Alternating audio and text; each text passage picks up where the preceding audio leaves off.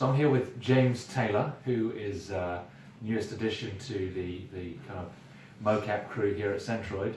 I met James at one of the intro classes and definitely saw the potential straight away. So contacted Centroid and they asked for a guy, and I put James forward. So how many jobs have you done so far? This is my third one with you. Uh-huh. I think I've done another 3. Right. Another 3. Yeah, we've got our So have you done 6 shoots or 6 projects now? 6 projects. Right, 6 projects. 7th coming out this week. And your first job was when? Back in the summer.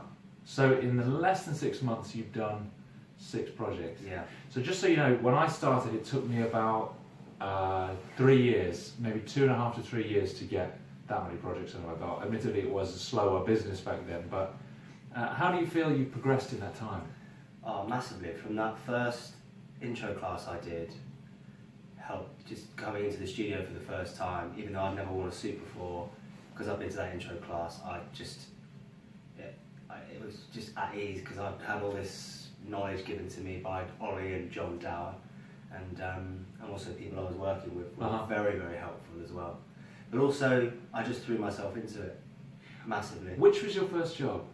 Can I say it again? I believe so, yeah. The Destiny Rise of Iron. Yeah, okay, so Destiny Rise of Iron. So first job, like a massive title. And then your second job, was that before or after the summit? Second was literally the next week.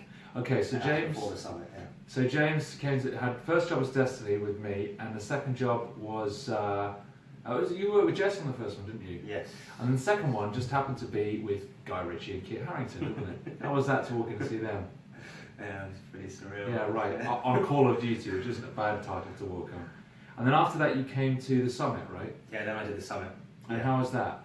Again, just because you had freedom to make mistakes, again, just learned heaps in 2 days. And also we had, a director there that was really willing and open to just tell you what you're doing wrong and what's good, what's not. And is that Ken? Yeah, Ken. Yeah, right. Ken, yeah. Ken McDonald. And you could just make mistakes and it doesn't matter, And Exactly. that's the best thing. So it was a way to kind of just hone the skills.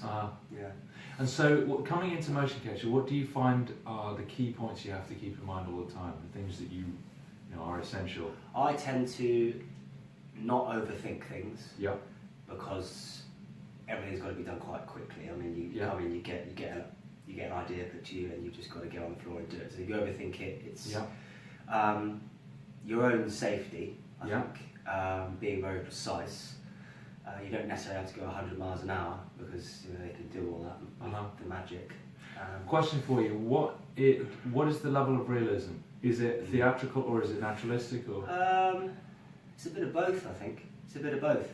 The more real, the better. But it's theatrical because you've really got to use your imagination. Yeah, right. And it's, from where I come from, a form of puppetry. Right. So, because that's your background, isn't it? Yeah, I look at it totally like that. Yeah. Because you don't have any stimulus of character, no costume, nothing. So you've really got to inhibit that character. Inhabit. Thanks, man.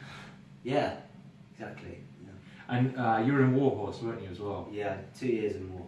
Yeah. So working on a stage with nothing to go by but the animals that you were creating and the actors' performances, right? Yep. Yep. And you had to make that horse alive. It wasn't like a puppet. It was, as far as you were concerned, physical, emotion, technically, emotionally, vocals, everything. You totally inhabit that creature. Did you study horses for that? Every day. Right. So that's one of the key things I talk about in some of my classes. How important animals can be because they're such physical creatures. They break us out of our own normal physicality. You did a lot. Did you go and see horses in person? Yeah. Right. Did you ride horses? Yeah. Right. Every which way a horse is trained, we looked at because there are different. Every horse has a character, but also what's important is we were so dependent on the actors around us. Right. Putting focus on us. Right. From distance or touch. So that's also true of mocap. The other people that are around you can really complement what you're doing. Yes. So you're a team, right? It's not. Yeah. And the more you collaborate, the better the scene is. Yeah. Yeah. And you don't really have to talk too much about it. You can. One little idea can just blossom into something exactly even better. What about environment? because you've got nothing. You're in a sometimes freezing cold studio, so Yeah. you've got to, yeah.